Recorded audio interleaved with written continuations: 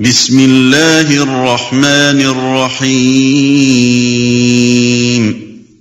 بنی اسرائیل نام آیت 4 کے فقرے وَقَضَيْنَا إِلَىٰ بَنِي إِسْرَائِيلَ فِي الْكِتَابِ سے ماخوذ ہے، مگر اس میں موضوع بحث بنی اسرائیل نہیں ہے، بلکہ یہ نام بھی اکثر قرآنی صورتوں کی طرح صرف علامت کے طور پر رکھا گیا ہے۔ زمانہ نزول پہلی ہی آیت اس بات کی نشاندہی کر دیتی ہے کہ یہ سورت معراج کے موقع پر نازل ہوئی ہے۔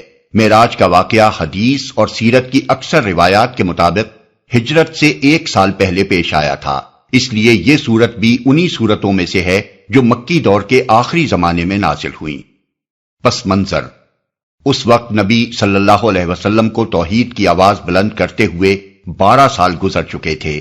آپ کے مخالفین آپ کا راستہ روکنے کے لیے سارے جتن کر چکے تھے، مگر ان کی تمام مزاحمتوں کے باوجود آپ کی آواز عرب کے گوشے گوشے میں پہنچ گئی تھی۔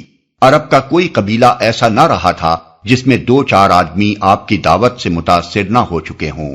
خود مکے میں ایسے مخلص لوگوں کا ایک مختصر جتھا بن چکا تھا جو ہر خطرے کو اس دعوت حق کی کامیابی کے لیے انگیز کرنے کو تیار تھے۔ مدینے میں اوس اور خزرج کے طاقتور قبیلوں کی بڑی تعداد آپ کی حامی بن چکی تھی۔ اب وہ وقت قریب آ لگا تھا جب آپ کو مکے سے مدینے کی طرف منتقل ہو جانے اور منتشر مسلمانوں کو سمیٹ کر اسلام کے اصولوں پر ایک ریاست قائم کر دینے کا موقع ملنے والا تھا۔ ان حالات میں معراج پیش آئی اور واپسی پر یہ پیغام نبی صلی اللہ علیہ وسلم نے دنیا کو سنایا۔ موضوع اور مضمون اس صورت میں تنبیہ، تفہیم اور تعلیم تینوں ایک متناسب انداز میں جمع کر دی گئی ہیں۔ تنبیہ کفار مکہ کو کی گئی ہے کہ بنی اسرائیل اور دوسری قوموں کے انجام سے سبق لو اور خدا کی دی ہوئی مہلت کے اندر جس کے ختم ہونے کا زمانہ قریب آ لگا ہے سنبھل جاؤ اور اس دعوت کو قبول کر لو جسے محمد صلی اللہ علیہ وسلم اور قرآن کے ذریعے سے پیش کیا جا رہا ہے، ورنہ مٹا دیے جاؤ گے اور تمہاری جگہ دوسرے لوگ زمین پر بسائے جائیں گے۔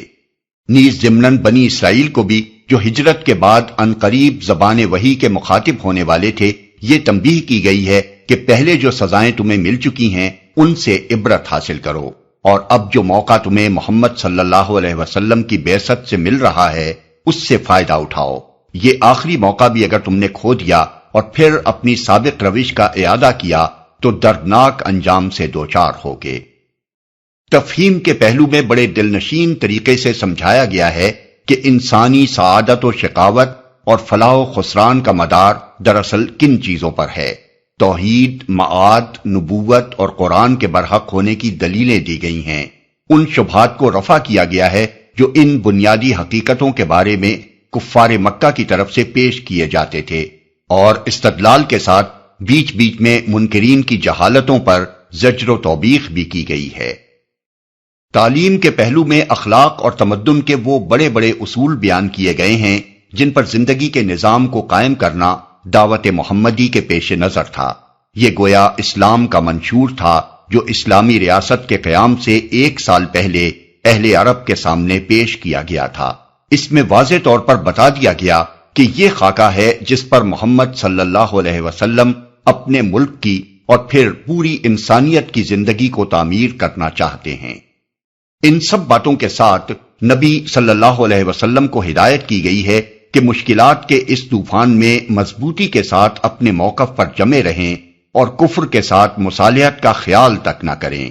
نیز مسلمانوں کو جو کبھی کبھی کفار کے ظلم و ستم اور ان کی کج بحثیوں اور ان کے طوفان کذب و افتراء پر بے ساختہ جھنجھلا اٹھتے تھے، تلقین کی گئی ہے کہ پورے صبر و سکون کے ساتھ حالات کا مقابلہ کرتے رہیں اور تبلیغ و اصلاح کے کام میں اپنے جذبات پر قابو رکھیں۔ اس سلسلے میں اصلاح نفس اور تزکیہ نفس کے لیے ان کو نماز کا نسخہ بتایا گیا ہے کہ یہ وہ چیز ہے جو تم کو ان صفات عالیہ سے متصف کرے گی جن سے راہ حق کے مجاہدوں کو آراستہ ہونا چاہیے۔